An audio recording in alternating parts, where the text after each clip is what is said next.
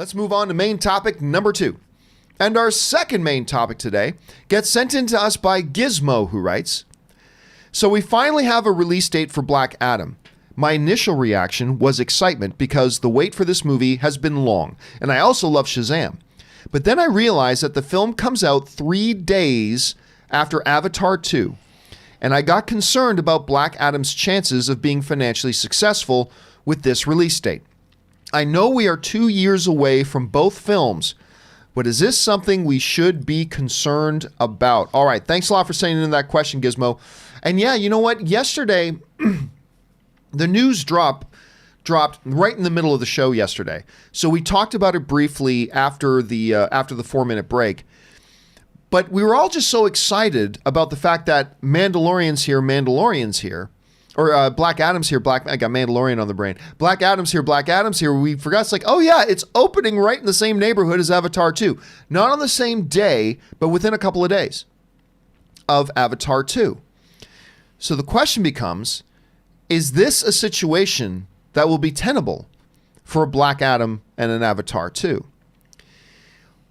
My initial reaction is that of concern, because on the one hand, not only are these two potentially massive films, but remember, Shazam broke even, but it didn't break the bank. It didn't break the bank. And while Aquaman made $1 billion, DC movies have not exactly flirted with the $2 billion mark. So there's that. But it is Dwayne "The Rock" Johnson coming into a comic book movie. So you got to take that into consideration. But Rob, the more I thought about it, what really started to come more and more to my mind was the fact that, you know what? There was a Star Wars movie with a Dwayne "The Rock" Johnson action film coming out in the same neighborhood with Jumanji. The Star Wars movie was the #1 box office movie of the year, and the Jumanji movie still almost made $1 billion on its own. $1 billion. Nobody thought Jumanji was going to make $1 billion. Nobody did, except for the few idiots that say every movie coming out is going to make $1 billion. Nobody did. The studio didn't think so. Nobody thought that film was going to make $1 billion, and it came within a hair of the $1 billion mark. With that as a recent precedent, a big popular sci-fi action IP and then opening a Dwayne "The Rock" Johnson adventure film beside it, you know what? And remember, this is the Christmas season. Look, more people go to the movies in the summer than any other time of the year.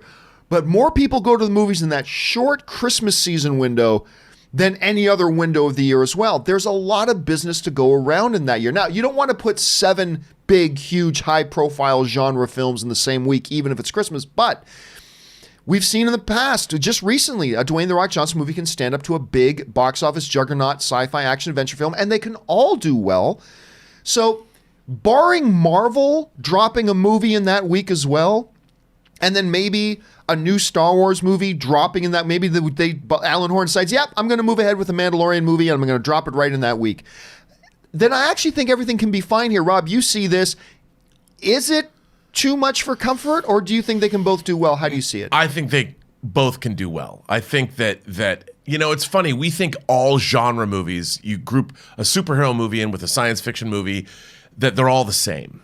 And I don't think that's necessarily true. I tend to believe that if people are going to the movies and they're excited about one movie, they get excited about movie going in general.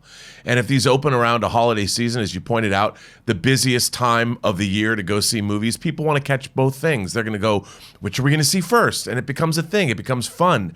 And I think, look, Dwayne "The Rock" Johnson is on a streak. Sometimes his movies make more money than others, but everybody loves him. Even Hobbs and Shaw ended up doing quite well worldwide. Yes, it did. And people just like Dwayne "The Rock" Johnson, and this is the role I think he was born to play.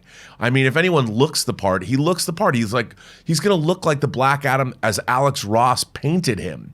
And I think that it's a movie people are going to go see.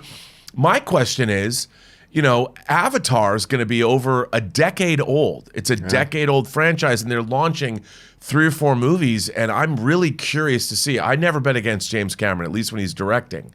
So we shall see what happens. But I'd be more worried about Avatar than this Black Adam. Well, I mean, film. we've said at length, this is a movie that should have come out 5 years ago. Yeah. Avatar 2 should have come out 5 years ago.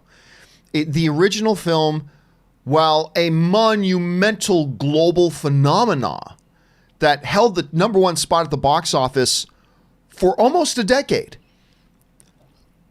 it didn't have a lasting pop cultural footprint. You know what I mean? A whole generation's grown up and Yeah. they watch Avatar on TV, but they're like, "What's the big deal?" Yeah, you don't see kids. I mean, this may sound silly, but honestly, this means you don't see kids running around on Halloween in Avatar costumes anymore. The first year that it was out, you totally did. You don't see it anymore. They still wear Heath Ledger's Joker. They still wear Stormtroopers. They're still whatever. So I'm very, very curious about the Avatar situation. Look, it's a James Cameron movie. It's gonna make probably $1 billion. It's not going to be what the first one was, but it's going to be hugely successful. But I think multiple films could be successful. Question here is, guys, how do you think this is all going to play out? Do you think there's going to be one loser out of the two? Do you think they're both going to do great? Do you think maybe they'll both do badly? How do you see it? Jump down into the comment section below and let me know your thoughts. All right.